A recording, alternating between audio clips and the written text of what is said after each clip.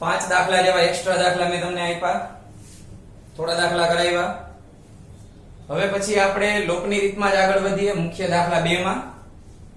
પણ એની અંદર વ્યવહારિક કૂટ પ્રશ્નો આપેલા છે.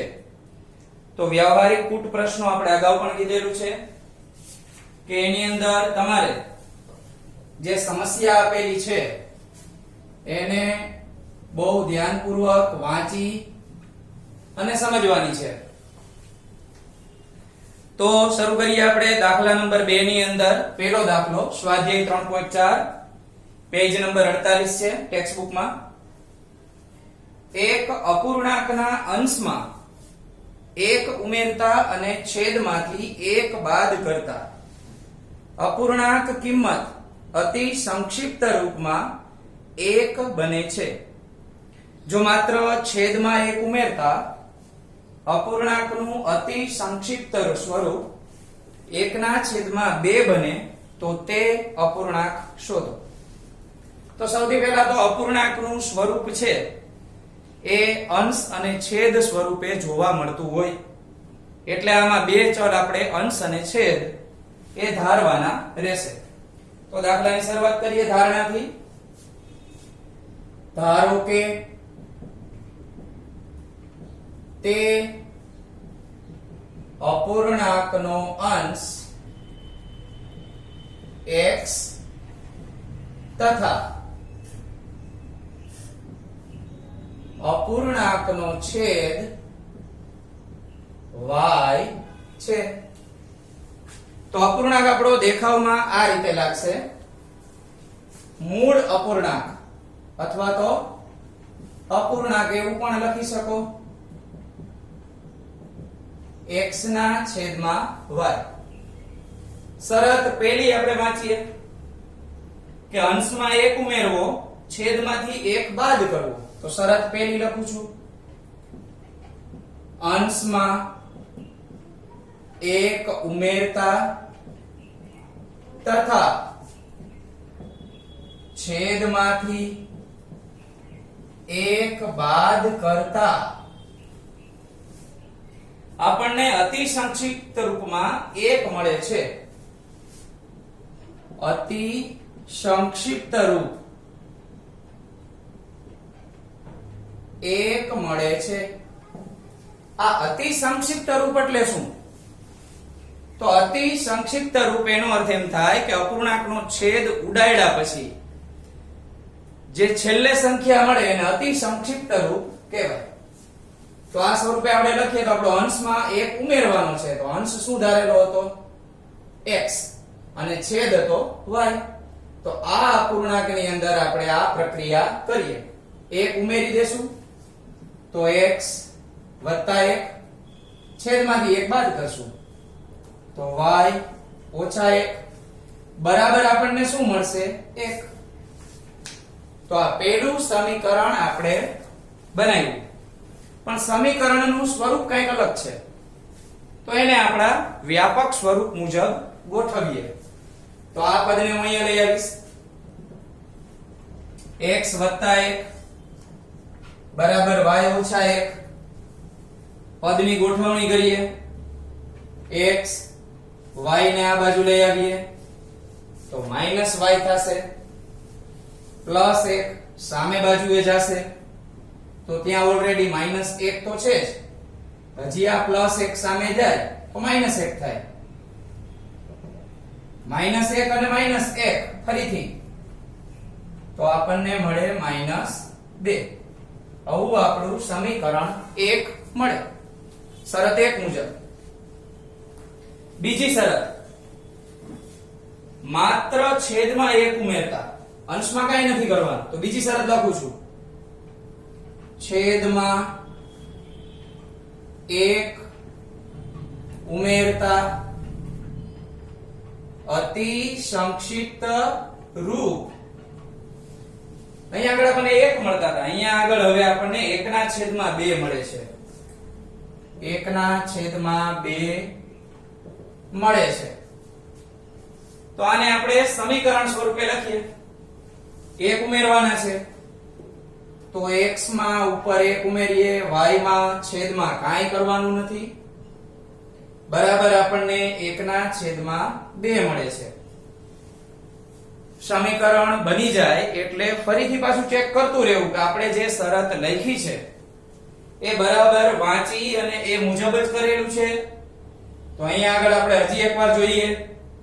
તમારા માટે હું કહું છું 2 વખત ચેક કરવું. શું કામ 2 વખત ચેક કરવું? જોજો તમે. મેં અહીંયા લખ્યું છે છેદમાં 1 ઉમેરતા, પણ જાણી જોઈને અહીંયા મેં છેદમાં 1 ઉમેરેલા નથી, અંશમાં 1 ઉમેરેલા છે. તો આનો જવાબ છે ઈ આપણને કન્ફ્યુઝ કરે. હકીકતમાં x છે ઈ આપણો શું છે? અંશ છે. આ +1 છેદમાં લખવા પડે. ચાલો આ છેદમાં લખ્યા. હવે આ ભૂલ અત્યારે આપણે 2 વખત વાંચી રકમ તો અહીંયા મળી ગઈ, પણ જો આખે આખો દાખલો આપણે કરી નાખીએ તો જવાબની અંદર ક્યાંય ભૂલ મળે નહીં. તો આ રીતે જે શરતો લખો છો તમે એને વારંવાર પાછા ચેક કરતા રહ્યો એટલે આપણને ખબર પડે કે આની અંદર શરત પ્રમાણે સાચું લખેલું છે કે ખોટું છે. ચલો y + 1 છે એને સામે લઈ જઈએ અને જે 2 છે એને x પાસે લઈ આવીએ. તો 2x બરાબર y + 1 ને સામે લઈ જશું તો એ તે આમ નમ રહેશે. y ને આ બાજુ લઈ આવીએ તો 2x - y બરાબર 1. સમીકરણ 2 આપણને આ રીતે મળે. હવે આપણું જે આ સમીકરણ છે એ બંને સમીકરણને આપણે ચેક કરીએ તો અહીંયા -y આપેલા છે, અહીંયા પણ -y આપેલા છે. બેયની નિશાની સરખી છે. તો લોપ કરવા માટે આપણે સરવાળો કરશું કે બાદબાકી કરશું? દાખલાની અંદર આપણે વાત થઈ હતી જો હું માઈનસ કરીશ તો નિશાની બદલશે, સરવાળો કરશું તો લોપ થશે નહીં. તો આપણે આમાં ખબર જ છે કે બાદબાકી કરવાની છે, પણ સરવાળો કરીને બતાવું. જોજો, માની લ્યો કે તમે આને ભૂલથી સરવાળા સ્વરૂપે લખી નાખ્યા તો x - y બરાબર -2. સરવાળો જે નથી જ કરવાનો 2x - y બરાબર 1. x માં 2x એડ કરીએ 3x થાય. y માં y આપણે પાછા એડ કરીએ -2y થશે. -2 માંથી 1 જાય તો -1 વધે. તો આમાં સમીકરણનો લોપ તો થયો નહીં. તો x મળ્યો કે y મળ્યો એ નક્કી કેવી રીતે કરવું? એટલે ધ્યાન રાખવું, ક્યારે આપણે સમીકરણનો સરવાળો કરવો, ક્યારે બાદબાકી કરવી. અહીંયા આગળ આપણે બાદબાકી કરવી પડશે. તો બાદબાકી કરીએ. બંને સમીકરણોનો લોપ લેતા તો પહેલું સમીકરણ x - y બરાબર -2. બીજું સમીકરણ 2x - y બરાબર 1. સમીકરણની આપણે નિશાની બદલશું, ઓછા વત્તા અને ઓછા. બંને નિશાની અલગ અલગ છે, આને કટ કરી નાખીએ. -2x માંથી 1x જશે તો -x વધે. -2 અને -1 -3 મળે.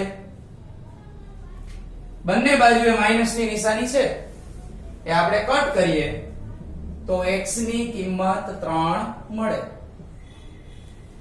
x ની કિંમત આપણને 3 મળી. એને આપણે અપૂર્ણાંક સ્વરૂપે તો હજી પૂરેપૂરા ન લખી શકાય, છેદમાં y તો ઘટે છે. તો કોઈ પણ એક સમીકરણમાં મૂકીએ. સમીકરણ 1 અથવા 2.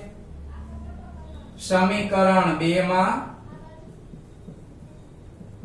x બરાબર 3 મૂકતા તો સમીકરણ 2 માં આપણે મૂકીએ 2 કૌંસમાં 3 ઓછા y બરાબર 1. 2 3 6 ઓછા y બરાબર 1. y અને 1 ની કિંમત બદલીએ તો 6 ઓછા 1 બરાબર y.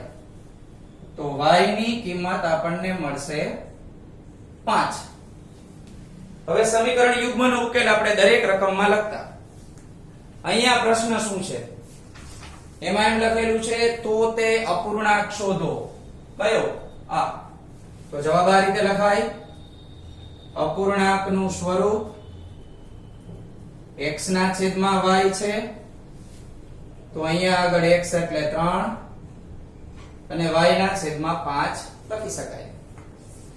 તમે જોઈ શકો છો બંનેની અંદર જે શરતો તમે એડ કરશો તો આનો તાળો મેળવી શકાય. એટલે કે અંશમાં 1 ઉમેરો તો 4 થાય, છેદમાંથી 1 બાદ કરો તો નીચે 4 થાય, તો 1 મળશે. બરોબર છે? 4 અને 4 કટ થઈ જાય તો 1 મળે. તો આપણે જે શરત આપેલી હોય એ શરતને આપણે જવાબમાં ચેક કરી શકીએ. એક્ઝામ ની અંદર છેલ્લે પેપર પૂરું થયા પછી 10-15 મિનિટ કોઈને વધતી પણ હોય, પ્રેક્ટિસ સારી હોય તો તમે આ રીતે જવાબ છે એ તમારો ચેક કરી શકો અને ક્યાંય ભૂલ રહી ગઈ હોય તો એનો સુધારો કરી શકો. ત્યાર પછી આપણે બીજા દાખલા તરફ આગળ વધીએ. તો બીજો દાખલો છે એ ઉંમરને લગતો દાખલો છે અને ઉંમરવાળા દાખલા છે અને સંખ્યાવાળા એકમ દશકની સંખ્યા એવા પણ દાખલાની આપણે પ્રેક્ટિસ કરશું. એ બોર્ડની પરીક્ષામાં ઘણી બધી વાર પૂછાઈ ગયા છે અને હજી વારંવાર પૂછાય છે. આપણો કોર્સ NCERT બેઝ થઈ ગયો છે એટલે આવા વ્યવહારિક પ્રશ્નો આપણને જેટલા વધારે મળે એટલા પ્રેક્ટિસ કરવા. માત્ર ટેક્સ્ટ બુક ના જ આવે છે એ જ આપણે પ્રયત્ન કરવો એવું જરૂરી નથી. તો દાખલા નંબર 2. 5 વર્ષ પહેલા નૂરીની ઉંમર સોનુની ઉંમરથી 3 ગણી હતી. તો સૌથી પહેલા તો 5 વર્ષ પહેલાની પહેલા હાલની ઉંમર બંનેની કેટલી છે એ જોઈએ. એવો દાખલો આપણે કરેલો છે આદેશની રીતમાં. તો વર્તમાન ઉંમર આપણે જાણીએ. તો દાખલા નંબર 2 માટે ધારણા શરૂ કરીએ. ધારો કે નૂરીની વર્તમાન ઉંમર x વર્ષ તથા સોનુની વર્તમાન ઉંમર y વર્ષ આપણે ધારણા કરીએ. હવે આપણને વાત કરી છે 5 વર્ષ પહેલાની. તો જો આપણી ઉંમર હાલની ઉંમર જે હોય એ 5 વર્ષ પહેલા ઘટી જતી હોય તો આ લોકોની એ ઘટે. તો લખીએ 5 વર્ષ પહેલા. તો 5 વર્ષ પહેલા નૂરીની ઉંમર હશે એ x ઓછા 5 વર્ષ અને સોનુની ઉંમર 5 વર્ષ પહેલા y ઓછા 5 વર્ષ હોય. આપણને આ બંને ઉંમર વચ્ચે સંબંધ આપ્યો છે. ફરીથી પાછું પહેલું વાક્ય વાંચીએ કે નૂરીની ઉંમર સોનુની ઉંમરથી 3 ગણી હતી. તો બંનેને સરખાવીએ. એક બાજુ લખીએ નૂરીની ઉંમર, આ બાજુ લખીએ સોનુની ઉંમર. નૂરીની ઉંમર છે x ઓછા 5 જ્યારે સોનુની ઉંમર છે y ઓછા 5. ખાસ શબ્દ સમજવાના છે. 5 વર્ષ પહેલા, આ 5 વર્ષ પહેલાની વાત થાય છે. નૂરીની ઉંમર એટલે કે આની ઉંમર, સોનુની ઉંમરથી એટલે આની ઉંમરથી 3 ગણી હતી. એટલે કે આ નૂરીની ઉંમર મોટી છે, 3 ગણી છે. તો આપણે તો બેને સરખાવવાના છે. ઊંધી અસર, આને 3 ગણા નહીં કરીએ, આને આપણે 3 ગણા કરશું. તો આ બાજુ 3 હારે ગુણાકાર કરું, x ઓછા 5 ને એમ નમ રાખશું, 3 બંને સાથે ગુણાકાર કરે 3y ઓછા 15. સમીકરણનું સ્વરૂપ આપણે વ્યવસ્થિત ગોઠવીએ, x ઓછા 3y સામે -15 છે અને +5 આવ્યા, x ઓછા 3y બરાબર -10. આ મળ્યું સમીકરણ 1. માત્ર પહેલી શરત આપણે વ્યવસ્થિત સમજી અને સમીકરણ બનાવ્યું. ત્યાર પછી જોઈએ બીજી. તો આગળ એવું લખ્યું છે 10 વર્ષ પછી, તો પહેલા એમાં બાદબાકી કરી હતી, પછી આવશે એમાં સરવાળો કરશું. તો લખીએ 10 વર્ષ પછી. તો કે નૂરીની ઉંમર x પ્લસ 10 વર્ષ થાય, જ્યારે સોનુની ઉંમર y પ્લસ 10 વર્ષ થાય. ફરીથી આપણે બેને કમ્પેરિઝન કરશું, સરખાવશું. એક બાજુએ લખીએ નૂરીની ઉંમર, સામે લખીએ સોનુની ઉંમર. બંનેની ઉંમરને આપણે પહેલા લખી નાખીએ x પ્લસ 10, સામે લખશું y પ્લસ 10. રકમને ફરીથી શબ્દે શબ્દ વ્યવસ્થિત સમજીએ. 10 વર્ષ પછી નૂરીની ઉંમર આ બાજુ સોનુની ઉંમરથી 2 ગણી થઈ જશે. ફરીથી આ 2 ગણા થાય છે, તો આપણે વિરુદ્ધ અસર મુજબ આને 2 ગણા કરીએ.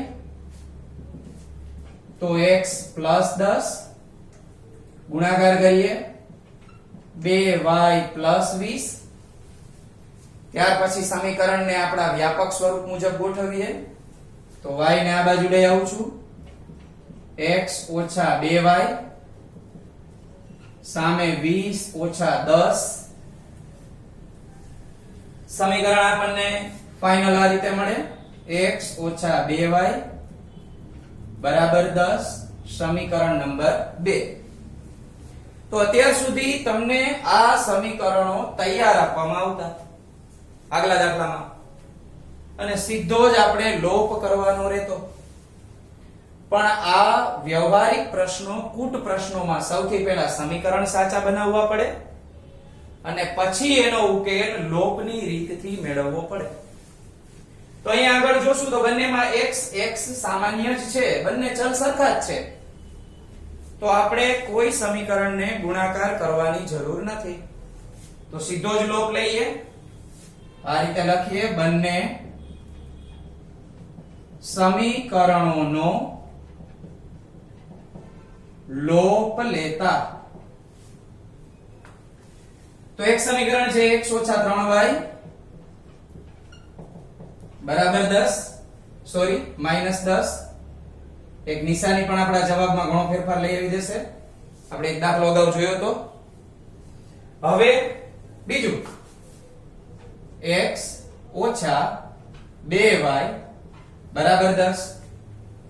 ચાલો x આપણે કટ કરવા છે, તો સરવાળો કરશું કે બાદબાકી? બરોબર, બાદબાકી કરવાની થાય. તો નિશાની બદલશે. આ x ને આપણે કટ કરશું. ઓછા 3y માંથી પ્લસ 2y આપણે કાઢી નાખીએ. તો 3 માંથી 2 કાઢીએ તો ઓછા y વધે. અહીંયા તો કે -10 અને -10, તો આપણી પાસે છે -20. બંને બાજુ માઈનસ ની નિશાની છે, તો y બરાબર 20 મળે. y ની આ કિંમત આપણે કોઈ પણ એક સમીકરણમાં મૂકીએ જેથી કરીને x ની કિંમત મળે. તો સમીકરણ 1 અથવા 2 જે તમને અનુકૂળ આવે એમાં તમે કિંમત મૂકી શકો. આપણે સમીકરણ 2 માં કિંમત મૂકીએ. સમીકરણ 2 માં y બરાબર 20 મૂકતા તો આપણી પાસે x ઓછા 2 y ની જગ્યાએ આપણે 20 મૂકશું બરાબર 10 આપણને આપેલા છે 20 ગુણ્યા 2 માઈનસ 40 છે આ માઈનસ 40 ને સામે લઈ જાય તો કેટલું બાકી રહેશે તો પ્લસ 40 થઈ જશે સામે તો આપણે પ્લસ 40 x બરાબર 10 અહીંયા હું પ્લસ 40 લઈ જાઉં છું સીધા લઈ ગયા છીએ આપણે x ની કિંમત આપણને 50 મળે બંનેના જવાબ આપણે લખી શકીએ x એટલે કોની ઉંમર ધારણા કરેલી હતી નૂરીની તો લખીએ નૂરીની હાલની ઉંમર 50 વર્ષ તથા સોનુની હાલની ઉંમર 20 વર્ષ હોય તો આ રીતે આપણે કોઈ પણ કૂટ પ્રશ્ન ઉંમરવાળા પણ આપણે કરી શકીએ હજી આમાં કૂટ પ્રશ્ન બાકી છે નેક્સ્ટ લેક્ચરમાં હું તમને કૂટ પ્રશ્ન કરાવીશ અને એક્સ્ટ્રા પણ આપીશ